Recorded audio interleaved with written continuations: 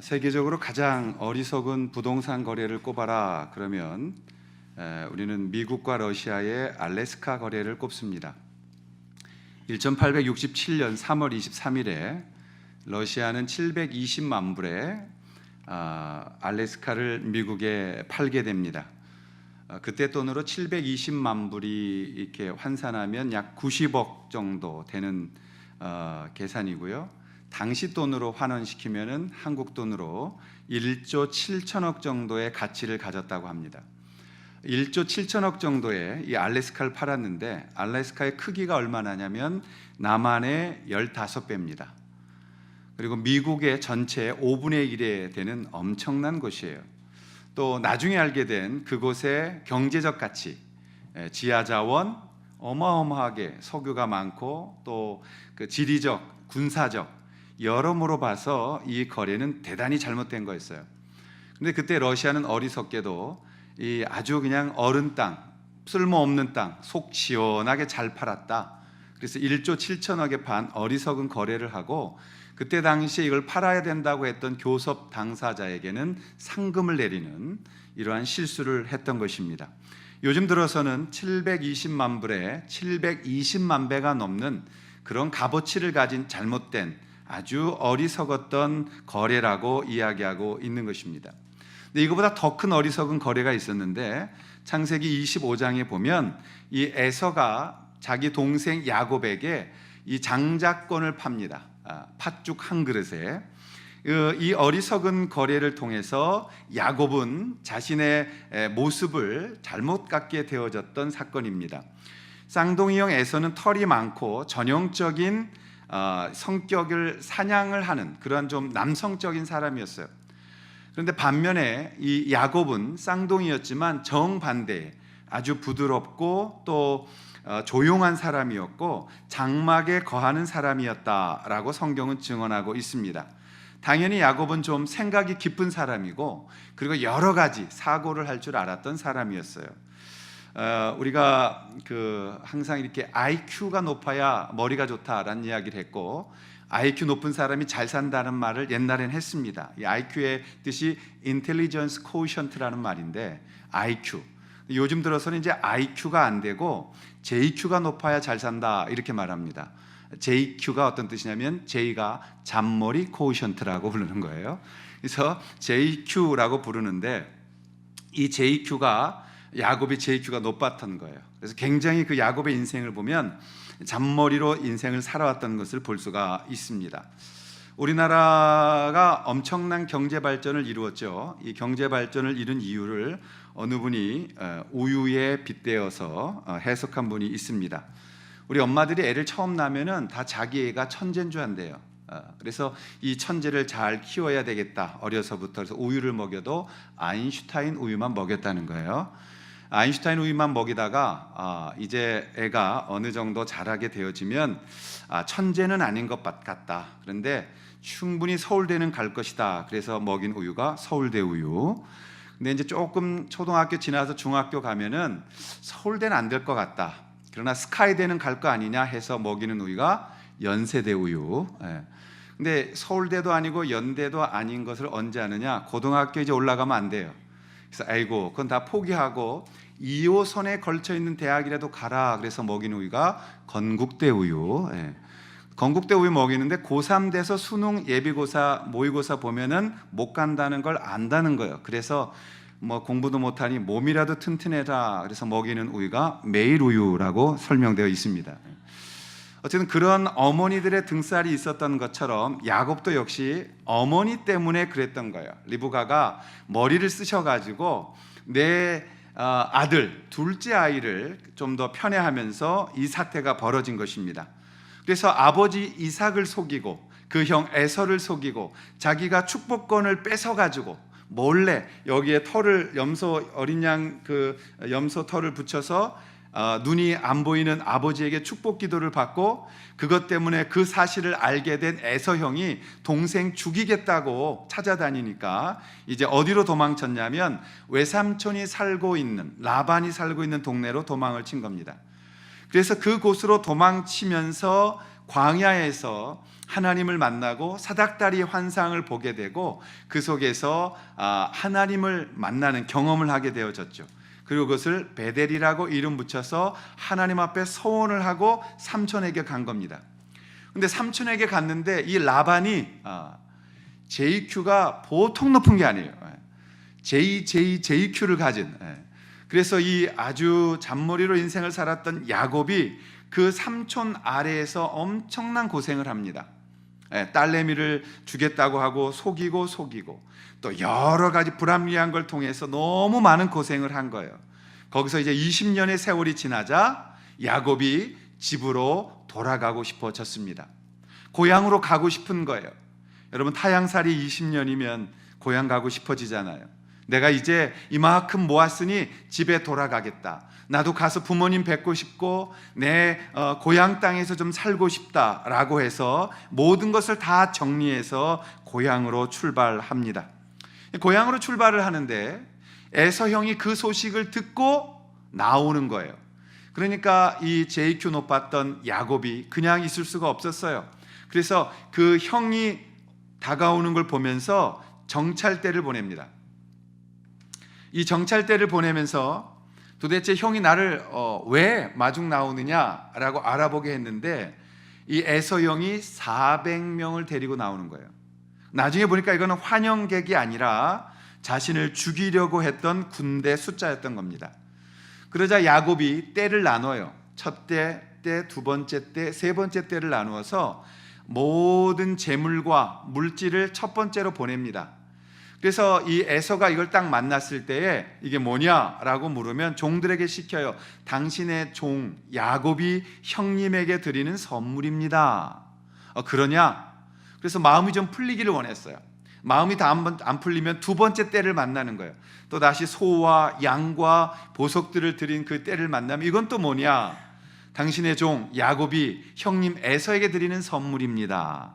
그래서 두 번에 걸쳐서 이 선물을 받고 나면 형의 마음이 좀 누그러지겠지라고 두 때를 보내고 마지막 밤 자신의 두 아내와 두 여종과 이 11명의 자식들을 이 야복강을 건네고 본인은 거기를 건너지 못하고 전전긍긍하는 것입니다. 오늘 이 야곱이 야복강을 건너지 못해요. 여러분, 그 말이 야복강이지 실제로 이것은 강이 아니에요.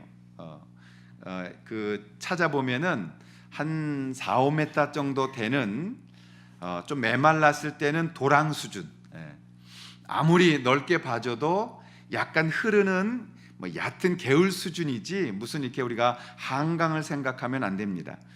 거기를 건너지 못하는 거예요. 왜? 여기를 건너가면 그때부터는 형 에서의 그 거하는 장소로 나아가야 되기 때문에 그것을 건너지 못하고 전전긍긍하고 있는 모습이 오늘 본문인 것입니다. 축복으로 살고 싶었어요. 이 차남 컴플렉스를 갖고 있어서 장남보다 더 잘 되기를 원했고 그 모든 축복권을 자신이 누리기를 원했던, 그래서 정말 20년 동안 삼촌 라반, 장인 라반 집에서 최선을 다해서 돈을 번 겁니다. 이제 큰 때를 이루었습니다. 먹고 살만하게 된 것이에요. 그리고 금이한양하듯이 고향집으로 돌아가고 싶었어요. 그런데 그 형 에서가 나를 죽이러 온다는 소식 앞에 이 야곱은 야복강이라는 작은 개울을 건너지 못하고 있었던 것입니다. 이스라엘은 우리처럼 사시사철 비가 오는 게 아니라 우기철이 있어요. 그래서 이 네게브 사막 쪽에는 많이 와야 300mm 밑으로 옵니다. 근데 이 비가 한 번에 쏟아지면 이 계곡에서 와디라는 작은 하천이 만들어집니다. 그 하천 중에 일부가 야폭이라는 강이라고 설명하고 있는 거예요. 우리는 야폭강 그러면 마치 큰 한강을 연상하시는데 그런 강이 아니라 낮은 하천을 말하고 있는 것입니다. 오늘 야곱은 그곳을 건너지 못하고 있는 거예요. 모든 식구들이 다 그것을 건네놓고도 혼자서 그것을 건너지 못하고 전전긍긍하며 두려워하고 떨고 있었던 모습을 보는 것입니다. 오늘 야곱이 정말 건강한 축복을 받았는가? 우리나라가 이 해석학적인 차원에서 이런 부분의 해석을 잘 못했습니다. 여러분, 결론적으로 말씀드리면 에서가 야곱이 받았던 축복권이라는 것은 거짓말해서라도 그 축복권을 탈취하거나 또 그리스도인들이 자신이 복받기 위해서 다른 사람을 속이거나 또 잔머리로 인생을 살아가면서 복이라는 것을 받으려고 할 때에 얼마나 인생이 꼬이고 힘들게 사는지를 보여주는 게 야곱의 인생이에요. 근데 우리는 어떤 방법을 써서라도 기도받아라, 어떤 방법을 써서라도 축복받아라, 어떤 방법을 써서라도 하나님의 축복을 쟁탈하듯이 얻어내라는 것으로 교육받았기 때문에 한국교회가 복음을 잃어버리고 마치 복 나눠받는, 복받으러 오는 종교로 전락되어진 것입니다. 그 부분을 우리가 반성하면서 하나님께서 야곱을 지금 왜 만나고 계신지를 오늘 다시 한번 살펴보기를 원하는 것입니다. 하나님이 야곱에게 진정으로 주고 싶었던 그 축복을 이루기 위하여 오늘 하나님은 야곱을 야복에서 어떻게 다루고 계셨을까요? 첫 번째로 우리가 고민해야 될 것은 그를 홀로 남게 하셨다는 것입니다. 혼자 남았다는 거예요. 오늘 읽은 24절에 보면 야곱은 홀로 남았더니 라고 기록되어져 있습니다. 야곱은 야복이라는 개울 앞에 혼자 남았습니다. 중동이라는 지역은 낮에 워낙 뜨겁기 때문에 움직일 수가 없어요. 그래서 밤에 문화가 발달한 겁니다. 결혼식도 밤에 하고 어떤 일을 하더라도 밤에 하게 돼 있어요. 이게 그러니까 밤에 야복을 다 넘었다는 것은 당연한 것입니다. 그런데 이 야곱은 거기를 건너지 못하고 있었고 하나님은 의도적으로 야곱이 혼자 그곳에 남도록 만들어 놓으셨다는 것입니다. 여기서 말하는 홀로라는 뜻에는 여러 가지가 의미가 들어있어요. 외로움도 들어있고요, 또 정직함도 들어있어요. 내가 나를 정직하게 대면할 수 있는 것은 혼자만의 시간이 필요한 겁니다. 자신과의 내면이라는 뜻도 들어있고 깊은 고민이라는 뜻도 들어있는 것입니다. 우리가 여러 가지 인생의 깊이를 나타내는 시간과 공간의 단어가 혼자 남았다라는 뜻입니다. 그래서 이 단어를 일컬어 칼 바르트라는 신정통주의 신학자는 이런 말을 썼습니다. 우리와 질적으로 다른 존재라는 뜻, 절대 타자를 만나는 시간을 홀로라는 시간으로 정의하고 있다는 것이에요. 우리가 혼자 있을 때, 우리가 외로워졌을 때, 우리가 정직하게 나를 대면할 수 있을 때, 그때에 우리는 절대 타자와의 만남을 가질 수 있다라는 것입니다. 하나님은 때로는 어떤 기쁨 속에서, 잔치 속에서도 우리를 찾아오시지만 대부분의 시간은 하나님은 우리에게 찾아오실 때에 초상집 같은 진지함과 고민 속에서 우리에게 찾아오시는 것을 우리가 볼 수 있는 것입니다. 우리에게 허락되지 않았던 찾아오시는 그분을 만나는 시간, 내가 고통 속에서 혼자 힘들어하고 혼자 고민하고 혼자 기도할 때 나를 찾아오시는 그분, 야곱의 인생이 긴장과 초조감으로 다가갈수록 흥미롭게도 야곱은 잃어버렸던 하나님을 다시 찾기 시작해요. 오늘 32장 9절부터 10절에 보면 야곱이 이렇게 고백합니다. 내 조부 아브라함의 하나님, 내 아버지 이삭의 하나님 여호와여, 주께서 전에 내게 명하시기를 내 고향 내 족속에게로 돌아가라, 내가 내게 은혜를 베풀리라 하셨나이다. 야곱이 20년 동안 하나님 없이 열심히 살았습니다. 정말 내가 할 수 있는 만큼 노력했고 내가 꾀를 내서 쓸 수 있는 만큼 내 잔꾀로 인생 살아왔고 나에게 이득이 된다라면 어떤 방법을 써서라도 나는 그것을 쟁취해가는 인생을 살아왔다는 거예요. 그렇게 20년을 살았습니다. 정말 최선을 다해 살았습니다. 그런데 하나님, 지금 내가 이 작은 간헐천을 못 건너가고 있습니다. 저 에서 형 때문에 답답하고 두렵습니다. 내가 죽을까 두렵습니다. 하나님, 나를 좀 도와주십시오. 여러분, 야곱은 돈 벌고 잘 나갈 때 하나님 찾지 못했다가 이제 괴롭고 힘든 시간 맞이했을 때 그 20년 전에 그 광야에서 돌베개를 세워놓고 하나님 앞에 언약했을 때 자신에게 나타나셔서 내게 복을 주리라, 내가 분명히 고향 땅으로 돌아갈 것이다 라고 말씀하셨던 그 하나님을 만나고 있는 거예요. 여러분, 우리는 때때로 고난이 올 때, 어려움 올 때 하나님을 다시 한번 돌아보는 시간들을 얻을 때가 있습니다. 그 하나님을 다시 한번 꺼집어내서 기억하고 그 주님 앞에 우리의 지금의 문제를 고백할 때가 있다라는 것입니다. 여러분, 야곱이 찾았던 하나님은 창세기 28장에서 삼촌에게 도망칠 때 가장 힘들 때 만났던 그 하나님, 그래서 그 하나님을 만나고 그것에 돌단을 쌓고 벳엘이라고 불렀던 하나님. 벳이라는 것은 이 집이라는 뜻이에요. 그리고 엘이라는 말은 하나님이라는 뜻입니다. 그래서 벳엘이라는 말은 하나님의 집이다라는 뜻을 갖고 있는 것입니다. 우리가 이제 어떤 그 현대차가 수출을 하거나 이럴 때 엘란트라라고 하게 되면 L자를 띄고 이스라엘 쪽에는 수출을 해야 되는 만큼 엘이라는 단어는 함부로 쓸 수 있었던 단어가 아닌 것입니다. 오늘 야곱은 20년 만에 진지하게 하나님 앞에 서는 거예요. 내 재산이 늘어가고 잘 나갔을 때는 그 하나님 잊어버리고 있었어요. 나에게 그 하나님 필요하지 않았어요. 진짜 힘들었을 때는 기도했지만 살아갈 만하니까 나만 어렵다고 내가 그때 나만 고생하는 것처럼 생각했을 때 그때 하나님 진지하게 찾았지만 조금씩 살아가면서는 하나님 필요 없었어요. 그러다가 이제 정말 죽게 생겼을 때, 정말 두려울 때 다시 야곱은 하나님을 떠올리고 하나님 앞에 기도하기 시작한 것입니다. 그래서 많은 영성학자들은 하나님이 나를 외롭게 하실 때, 내가 혼자 있게 되어졌을 때 그것은 혼자 있는 것이 아니라 하나님이 나를 부르셔서 나와 동행하고 있는 시간이기 때문에 그 시간을 그들은 솔리튜드라고 불리는 독고의 시간이라고 불렀던 것이에요. 나 혼자 있는 시간, 그것은 나 혼자가 아니라 하나님이 나를 초대하셔서 나를 돌아보게 하시고 다시 한번 내 신앙의 궁극적 목표를 돌아보게 하는 그런 시간들로 만드신다는 것입니다. 여러분, 하나님이 야곱을 단지 물질만 주는 축복으로 부르셨다면 그것은 잘못된 것이죠. 왜냐하면 에서가 더 잘 살았어요. 나중에 가보시면 야곱도 때를 이룰 만큼 부자가 됐지만 에서는 그거보다 훨씬 더 부자가 돼 있었어요. 그리고 에서의 집안의 자손들이 훨씬 더 잘 돼 있었습니다. 여러분, 그렇다면 우리가 받는 야곱에게 하나님이 주시고자 했던 축복은 단지 물질의 축복이 아니라는 것을 알 수가 있는 것입니다. 그런데 야곱은 여전히 그걸 알지 못했어요. 하나님 앞에 내가 지팡이 하나 들고 여기 왔습니다. 내가 정말 최선을 다해 일했습니다. 내가 20년 동안 얼마나 열심히 살았는지 하나님 아시지 않습니까?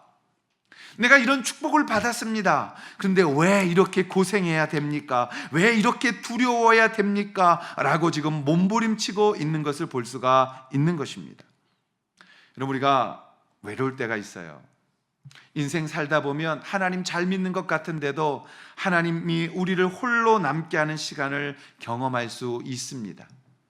몸이 아파서 병원에 있을 때 여러분, 우리가 홀로 깊은 밤을 보내야 합니다. 또 사업이 안 돼서 괴로움 당할 때 우리는 그때 우리가 무엇을 잘못했는지를 돌아보는 시간들을 갖게 됩니다. 또 하나님께서 인간 관계 속에서 모든 것들을 꼬이게 하고 나를 괴롭게 하실 때가 있어요. 그때 내가 하나님 앞에 무엇을 잘못했는지를 돌아보는 시간들을 갖게 하는 것입니다.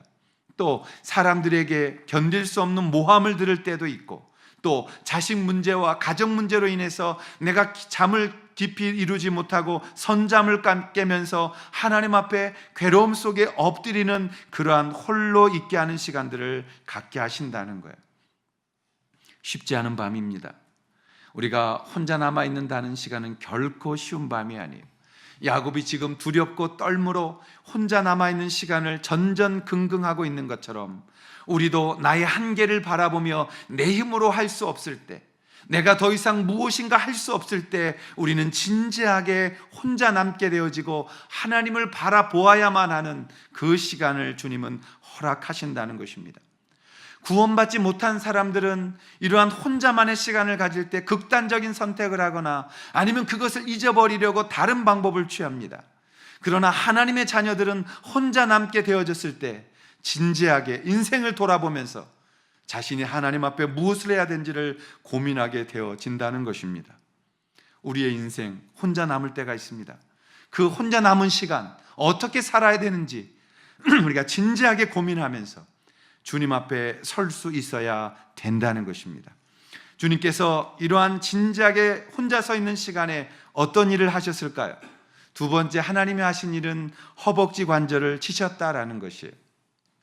자, 우리가 25절 말씀을 한번 같이 읽겠습니다. 25절 시작. 자기가 야곱을 이기지 못함을 보고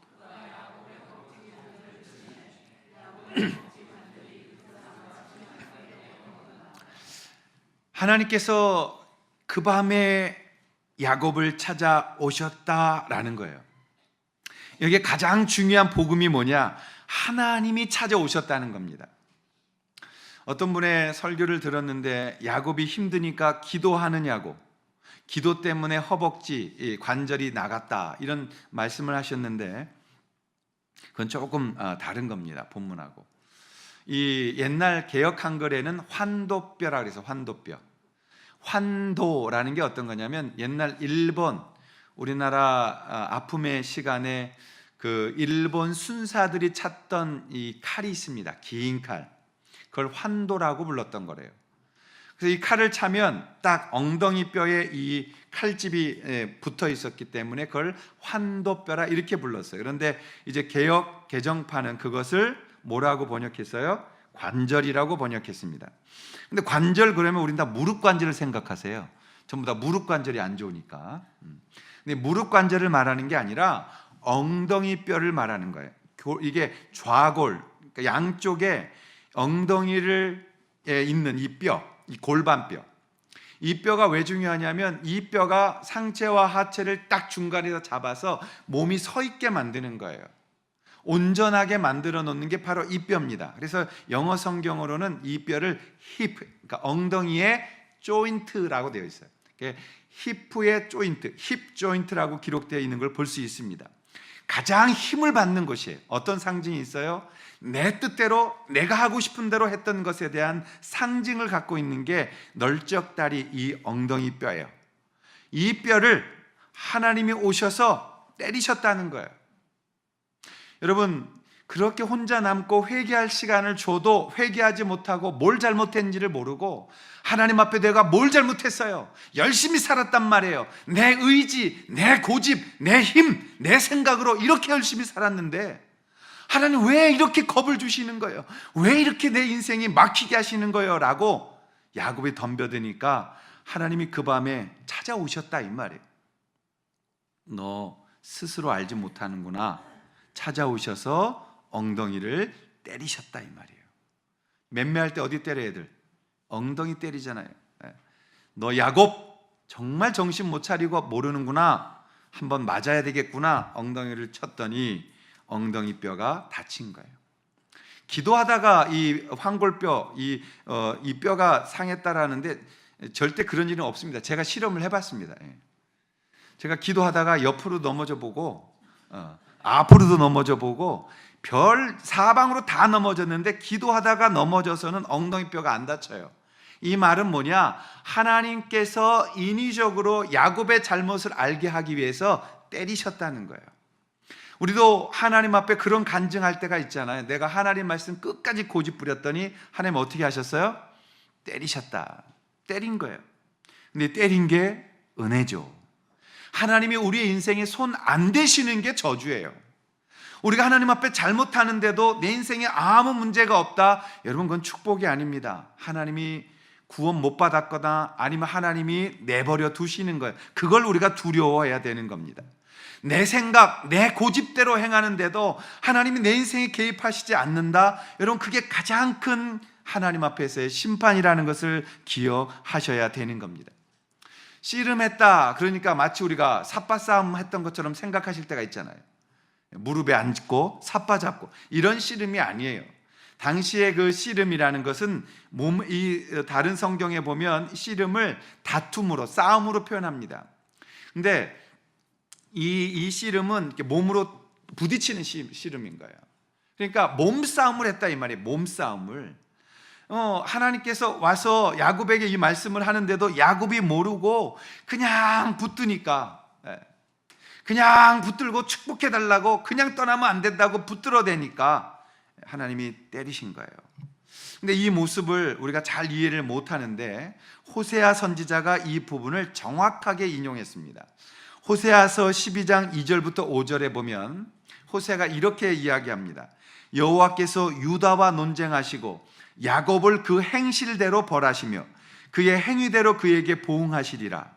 야곱은 모태에서 그의 형의 발 뒤꿈치를 잡았고 또 힘으로는 하나님과 겨루되 천사와 겨루어 이기고 울며 그에게 간구하였으며 하나님은 베델에서 그를 만나셨고 거기에서 우리에게 말씀하셨나니 여호와는 만군의 하나님이시라. 여호와는 그를 기억하게 하는 이름이니라 라고 말합니다. 호세아 선지자의 말은 야곱이 얼마나 고집이 셌던지, 이스라엘 백성들아 너희가 마치 야곱 같다는 거예요. 너희들 너의 고집 안 버릴 거야?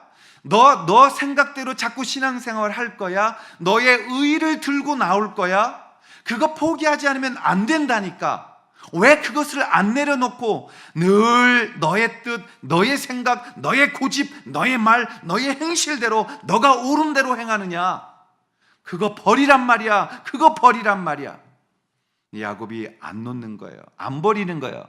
그러니까 하나님이 치셨다 이 말이에요. 그러면서 호세아가 이스라엘 백성에게 말하는 거야. 너희들도 그렇게 맞아야 돌아올래? 너희들도 그렇게 이 야곱처럼 매맞아야만 돌아오겠니? 라고 경고하셨던 겁니다. 오늘 야곱이 맞았던 거죠. 맞았던 거예요. 그리고 새벽녘이 됐을 때 이 함께 씨름했던 그 대상이 떠나려고 하자 안 된다고 붙들고 나를 축복해 달라고, 나에게 축복하지 않고는 보낼 수 없다고 생고집을 피우니까 오늘 27절에 보면 마지막 그 사람이 그에게 이르되 이렇게 돼 있어요. 그 사람이 그에게 이르되 질문 하나 합니다. 내 이름이 무엇이냐라는 거예요. 여러분, 하나님이 밤새도록 씨름했던 야곱의 이름 몰라서 물었겠어요? 알고 있었어요. 이름 물으세요. 너 이름이 무엇이냐? 이건 무슨 뜻이에요? 너 어떻게 살았냐 이 말이에요. 그랬더니 27절에 그가 이르되 야곱입니다 라고 고백합니다. 여러분, 야곱이란 뜻이 무슨 뜻이에요? 속이는 자, 빼앗는 자, 거짓말하는 자, 발 뒤꿈치를 잡고 나온 자, 이런 뜻이에요. 너 어떻게 살았어 지금까지? 야곱이 말합니다. 거짓말로 살았어요. 속이면서 살았어요. 남의 것 빼앗으면서 살았어요. 난 그게 성공인 줄 알고 그렇게 살아왔어요. 하나님, 나 사기꾼입니다. 나 도적질한 자입니다. 난 그것이 복받은 자의 삶이란 줄 알고 긁어 모으는 것이 내가 에서형을 속여가면서까지 받은 복이라고 살아왔습니다. 나 그렇게 살았습니다. 이제 하나님 뭐라 그래요? 28절에 그가 이르되 내 이름을 다시는 야곱이라 부를 것이 아니요 이스라엘이라 부를 것이니 이는 내가 하나님과 및 사람들과 겨루어 이겼음이니라. 야곱아, 내가 너에게 복 주려고 했던 것은 너가 야곱으로 산 것이 아니라 이스라엘로 살아가기를 원했던 거라고. 이스라엘의 뜻은 뭡니까? 하나님께서 하나님과 싸워 이긴 자라는 뜻이잖아요. 여러분, 우리가 자녀들하고 싸울 때 어떻게 싸워요? 제가 어렸을 때 저희 아들이 글로브를 가져왔어요. 아빠 나랑 권투해요. 그 조그만 게 말이죠. 글로브도 이따 큰 걸 가지고 아빠 권투해요. 어이, 우리 아들 많이 컸네. 권투해. 글로브 끼고 어떻게 해요? 이렇게 하다가 애가 한 대 딱 때리면 또 이제 왜 이렇게 센 거야 우리 아들. 한 대 맞으면 다운. 아빠가 졌어 이러잖아요. 여러분들 표정은 애들이 권투하자 그러면 진짜 애를 팬 표정들로 지금 쳐다보고 계신데, 그런 아버지 있어요? 권투해 그러면 애들한테 요게 세상 물정을 몰라가지고 그래서 한 방에 그냥 애를 때려 눕히는 아버지가 어디 있어요? 야곱아, 내가 너를 이렇게 지켜보고 있었고 너에게 복 주겠다고 한 것이 바로 나를 너에게 주었거늘 너 왜 너의 고집으로 살고 네 생각대로 살고 네가 말하고 싶은 대로 말하고 네가 옳은 것처럼 행해왔냐. 너는 그렇게 살아야 될 사람이 아니야. 너는 내가 너를 택하여 불렀고 너에게 이 메시아의 계대를 이을 것이며 너를 향한 내 계획이 있는 것을 너는 왜 지금까지 그렇게 살아왔냐고. 너는 야곱이 아니야. 너는 이스라엘이야 라고 말씀하는 겁니다. 사랑하신 여러분, 우리가 야단치더라도 때리더라도 하나님을 잊어버리거나 떠나서는 안 되는 것을 기억해야 합니다. 그날 아침 야곱은 그 말에 엄청난 충격을 받은 거예요. 그리고 나서 그가 떠나자 야곱이 무엇이라고 말합니까? 30절에 보면 그러므로 야곱이 그곳 이름을 브니엘이라 하였으니 그가 이르기를 내가 하나님과 대면하여 보았으나 내 생명이 보존되었다 함이더라. 하나님을 만나는 거예요. 그 하나님을 대면하는 거예요.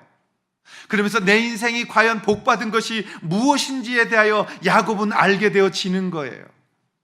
단순한 물질이 복이 아니라, 내 것을 챙기는 게 복이 아니라, 빼앗는 게 복이 아니라 나누는 것이고 갚는 것이고 먼저 마음을 드리는 것이고 하나님을 만나는 게 복이라는 사실을 알게 되어진 것입니다. 그때 야곱이 그곳에서 이름을 브니엘이라 했어요. 브니라는 것은 얼굴이에요. 엘은 아까 말씀드린 것처럼 하나님이라는 뜻입니다. 내가 여기서 하나님을 만났습니다라는 고백을 하게 되어지는 것입니다. 그리고 나서 그 찾아오신 하나님을 만난 야곱이 그곳에서 전혀 다른 사람이 되어집니다. 31절은 얼마나 이게 상상을 해보면 멋지게 표현한 건지요. 자, 31절을 한번 보시면 그가 브니엘을 지날 때 해가 돋았고 그의 허벅다리로 말미암아 절었더라. 여러분, 제가 이 본문을 묵상하는데 중동의 사막에 붉은 태양이 떠오릅니다. 밤새도록 잠 못 자고 하나님과 씨름했던 야곱은 지쳐 있었어요. 온 몸은 꾀제제되어 있고 헝클어져 있었고 다리는 한쪽을 쩔뚝거리며 끌고 가는 거예요. 근데 이 장면을 어떻게 봐요? 야곱이 허벅다리로 말미암아 절었더라. 그런데 그 넘지 못했던 야복이라는 그 간헐천을 건너가는 거예요. 다리를 끌면서 야곱은 이렇게 말합니다. 내가 빨리 가야 돼. 내가 빨리 가서 에서 형을 만나야 돼. 내 가족들을 내가 찾아야 돼. 내가 형한테 사과해야 돼. 내가 그 형을 먼저 만나야 돼. 다리를 절었지만 야곱은 최선을 다해 갔을 거예요. 마지못해 간 게 아니라 내 인생 지금까지 야곱으로 살았지만 이제 나는 이스라엘이야. 내가 하나님 만났고 하나님의 사람이 되었고 이제 나는 내 뜻대로 살지 않을 것이며 내 생각대로 살아가지 않을 것이며 내 고집대로 인생 살지 않을 거야. 나는 그 하나님 만났어. 내가 그 하나님 만났기에 내가 가서 죽더라도 내가 죽어야 돼. 그는 절은 다리를 이끌고 야복을 건너 에서를 향해 만나러 나아가고 있는 거예요. 더 이상 그는 야곱이 아니었습니다. 더 이상 그는 겁쟁이가 아니었습니다. 더 이상 그는 속이는 자가 아니었습니다. 더 이상 그는 손가락질 받는 자가 아니었습니다. 내일은 내가 책임지겠다. 진짜 감사할 줄 아는 사람이 되어진 것입니다. 비겁하고 거짓말하던 그 야곱의 모습을 걷고 비록 몸은 절뚝거리며 졸었지만 하나님께 사로잡힌 바 된 모습으로 에서형 그 두려움의 대상을 만나러 가고 있었던 거예요. 여러분, 33장 3절과 4절에 보면요, 자기는 그들 앞에서 나아가되 라고 되어 있어요. 야곱이 자기의 모든 가족들을 만나고 자기의 소유들을 만납니다. 그런데 형 에서 앞에 맨 뒤에 숨어 있는 모습이 아니라 성경은 이렇게 기록해요. 자기는 그들 앞에서 나아가되, 에서가 나를 죽인다면, 형님 죽인다면 죽어 마땅합니다. 나 그거 감당할 것입니다. 그러나 내 가족들은 지켜주십시오. 내 소유들은 보호하여 주십시오라고 그가 제일 먼저 앞에 나갑니다. 그리고 7번 땅에 굽히며 그의 형 에서에게 가까이 가니라고 기록되어 있어요. 형님, 내가 정말 잘못했습니다. 내가 정말 형님에게 죽을 죄 지었습니다. 사과합니다. 7번 땅에 엎였다. 완전한 게 엎드렸다는 거예요. 근데요, 놀라운 일이 벌어집니다. 그 도끼를 품고 나왔을지 모를 그 에서가 달려와서라고 4절은 이야기해요. 그를 맞이하여 안고 목을 어긋 맞추며 그와 입 맞추고 서로 우니라 라고 기록되어 있어요. 너 야곱, 내 축복 뺏고 아버지 속이고 우리 가정 이렇게 엉망 만들었던 너 만나면 가만 안 둘 거야 라고 그러한 괘씸한 마음으로 에서형 나왔는지 몰라요. 400명 거느리고 나와서 내가 너 가만 안 둘 거야 라고 그런 마음으로 나왔는지 몰라요. 근데 오늘 다리를 절면서 그 앞에 나와 엎드려 기도하고 있는 그 야곱의 모습을 에서형은 바라보면서 너도 변했구나. 너도 변했구나. 야곱아, 그 많은 세월 너 고생 많이 했구나. 그리고 와서 그 야곱을 끌어안는 거예요. 그리고 목을 어긋 맞추며 서로 입 맞추고 서로 울었다라고 성경은 기록되어 있습니다. 하나님 만나면 우리의 삶이 여러분 변화되어지는 거예요. 많은 분들이 정말 하나님 만나야 되는 겁니다. 하나님 만나지 않으면 우리 인생 여전히 나밖에 알지 못하고 내 목표, 내 것, 나의 것만 주장하고 나만 불행하다고 자기 상처 자기가 핥고 앉아있고 발전 없고 순종 없고 하나님 앞에 감사 없는 거예요. 야곱은 변했어요. 그리고 형한테 갔어요. 그러자 그 야곱의 하나님 만난 은혜가 형에게로 흘러간 거예요. 그리고 그 강했던 에서 형이 와서 그 동생 끌어안고 입 맞추며 같이 울은 거예요. 내가 너 용서해. 내가 너 용서해. 그리고 그 형 끌어안고 함께 울면서 용서의 시간이 되어진 거죠. 그들에게는 더 이상 누가 장자이냐가 중요한 게 아니에요. 그들에게는 더 이상 누가 재물이 많으냐가 중요한 게 아니에요. 더 이상 그들에게는 누가 축복을 받았느냐가 중요한 게 아니에요. 서로가 서로를 바라보며 용서하고 이해하고 안아주는 그들이 축복받은 모습이 된 것입니다. 홀로 남은 이 고난을 주님의 음성을 주시는 하나님의 계획으로 받을 수 있을 때, 내가 정말 감사할 수 없을 때, 아니 감사가 생각나지 않을 때, 지금도 고통 속에 있기 때문에 내가 아무리 돌아보아도 감사가 없다고 느껴질 때, 그때 여러분 혼자만의 시간을 가지십시오. 그리고 그 주님 초대하십시오. 그 주님 오셔서 나의 앞에 가로막고 있는 야복이라는 고통, 야복이라는 역경을 하나님 이것을 어떻게 희망으로 바꾸고 어떻게 주님 앞에 내가 진실로 감사할 수 있는지를 주님 내게 가르쳐 달라고, 그리고 그 밤에 주님 찾아오시는 그 주님 만나고 우리가 그분 앞에 인정받는 자가 되어질 때 우리의 삶은 바뀌는 것입니다. 야곱이 그 주님 만나고 나서 형님 만나서 사과하고 형님이 용서해요. 같이 가자. 야곱이 아닙니다. 저는 제가 가야 할 길이 있습니다라고 올라가는 길이 있습니다. 그 길이 어디냐면 세겜 땅 모래 상수리 나무 아래 아브라함이 있던 그 땅으로 돌아와요.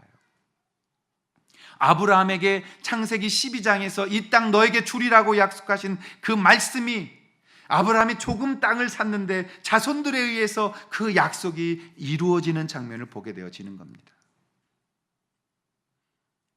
야곱이 그 땅에 거주하고 또 하나 그곳에서 제단을 쌓았더라. 하나님의 이름을 불렀더라. 하나님, 내가 여기 왔습니다. 이제 내가 주님 예배합니다. 내가 주님께 제사합니다 라고 야곱은 고백하며 제단 쌓았다라고 고백해 있어요. 그리고 그곳을 엘로헤 이스라엘이라, 하나님은 전능하십니다. 그 전능하신 하나님이 나의 하나님이다라는 고백을 드렸다는 것입니다. 오늘 진정한 감사는 우리가 앞뒤 안 가리고 축복권을 뺏어오는 것처럼 사람들에게서부터 많이 가져왔다는 게 아니에요. 우리가 성도들이 늘고 우리가 교회가 커지고 우리가 어떤 물량적으로 늘어난 것에 대한 감사도 감사지만 더 진짜 누려야 할 감사는 우리 모두가 다 주님 앞에 서는 것, 그리고 그 주님을 만나고 우리의 주변의 모든 것들이 화해가 되어져 우리가 받은 축복이 세상으로 흘러갈 수 있도록 하는 것, 우리의 받은 축복이 선교지로 갈 수 있도록, 우리가 받은 축복이 고통당하는 자들에게 갈 수 있도록, 우리의 축복이 내 주변 사람들로 흘러갈 수 있도록 하는 것, 그것이 진정 오늘 야곱이 받은 축복이며 야곱을 향하신 하나님의 계획이었음을 알게 되어지는 것입니다. 사랑하시는 여러분, 제발 기독교가 이기적인 것으로 가면 안 되는 것입니다. 기독교가 긁어 모으는 종교가 되면 안 되는 것이에요. 내가 무슨 수를 써서라도 1등해서 저 복을 내가 받으리라, 그거는 기독교의 사상이 아닌 거예요. 예수께서 말씀하십니다. 사랑은 버리는 거라. 사랑은 주는 것이라. 진정한 복은 베푸는 것이라. 진정한 믿음은 낮아지는 것이라. 섬기는 것이라. 너를 드리는 것이라. 너가 깨지는 것이라. 오늘 참 감사가 여러분 가운데 이 추수절에 고백되어지기를 주의 이름으로 축원합니다. 앞뒤 안 가리고 그냥 긁어 모아서 우리에게로 모아놓는 것이 복이 아니라 베푸는 것, 흘러가게 하는 것, 작은 것에 감사할 때 큰 감사를 맡기시는 그 하나님을 이해하고 우리가 작은 것에부터 나누기 시작할 때 하나님이 우리 만방샘 목장교회를 통해서 모든 만방으로 이 하나님의 샘 되신 근원이 흘러가게 할 줄로 믿습니다. 오늘 엘로헤 이스라엘, 전능하신 하나님, 그 전능하신 하나님은 나의 하나님이십니다 라는 이 고백이 오늘 3주년을 맞이하며 그리고 추수감사절 하나님 앞에 올려드리는 모든 성도들에게 이 은혜가 동일하게 임하시기를 주님의 이름으로 축원합니다. 기도하겠습니다. 우리는 어떤 인생을 살아왔는지를 돌아보아야 합니다. 우리는 어떻게 살아왔습니까? 우리 야곱처럼 살지 않았나 돌아봅니다. 그저 내 앞에 긁어 모으는 것이 복인 줄 알고, 나만 알고 사는 것이 복인 줄 알고 우린 그런 인생 살지 않았는지. 하나님 아버지, 난 그게 복인 줄 알았습니다. 다른 사람보다 더 많이 모으는 것이 복인 줄 알았습니다. 다른 사람보다 더 빨리 나가는 것이 복인 줄 알았습니다. 그러나 진정한 복은 내 상황 속에서 하나님을 향해 나누는 것입니다. 사랑하는 마음 주십시오. 내 고집, 내 알량한 자존심, 내가 들고 서 있는 나의 생각들, 하나님 그거 내려놓고 오늘 정말 야복강가에 주님 만났던 야곱처럼 참 감사가 있게 하시고 돌아보아 그 은혜를 돌아볼 줄 아는 믿음의 사람 되도록 도와주시옵소서. 왜 난 이렇게 재수 없는 사람이냐고, 난 왜 이렇게 하는 일마다 안 되냐고 하나님 원망하고 하나님을 향해서 감사하지 못했지만 오늘 이 아침 주님 기억합니다. 저는 야곱이었습니다. 그때 주께서 우리를 향해 말씀하십니다. 너는 야곱이 아니야, 이스라엘이야. 내가 너를 얼마나 사랑하며 내가 너를 얼마나 귀하게 여기고 있냐. 너의 어려움을 내가 알고 있으며 너의 고생함을 내가 알고 있으며 너의 수고를 내가 알고 있다. 너는 그래서 나의 이스라엘이다. 하나님 아버지, 주님의 위로가 필요하신 분들에게 위로를 주시고 주님 앞에 결단이 필요한 자들에게 결단 주시고 주님 만나는 시간 되도록 우리와 함께하여 주시옵소서. 나의 생각 내려놓게 하시옵소서.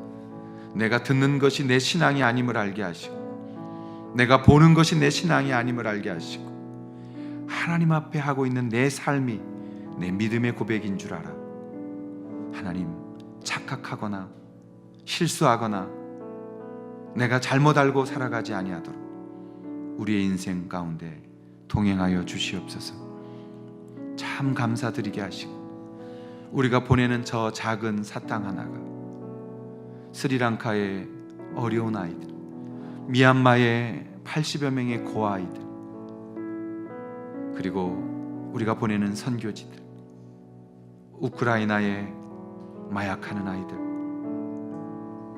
빛도 없이 그곳에서 조용히 복음 들고 최전방에서 하나님의 마음에 흡족한 그 선교사님들의 삶을 축복하시고, 우리가 가진 못하지만 최선을 다해 그들을 섬기는 그러한 동행이 우리 가운데 고백되어지도록 하나님 이 추수감사절을 축복하시고 우리 만방샘의 앞길을 주님께서 인도하여 주시옵소서. 감사합니다. 여기까지 오게 하신 하나님, 앞으로도 걸어갈 수 있도록 우리에게 힘을 더하여 주시옵소서. 예수님의 이름으로 기도합니다. 이제는 우리 주 예수 그리스도의 은혜와 아들 주신 하나님 아버지의 사랑하심과 우리로 하여금 날마다 감사케 하시는 성령님의 동행하심이 오늘 감사로 주께로 나아가는 사랑하는 모든 성도들 머리 위에 이제로부터 영원토록 감사가 끊이지 않게 축복해 주시기를 간절히 축원하옵나이다. 아멘.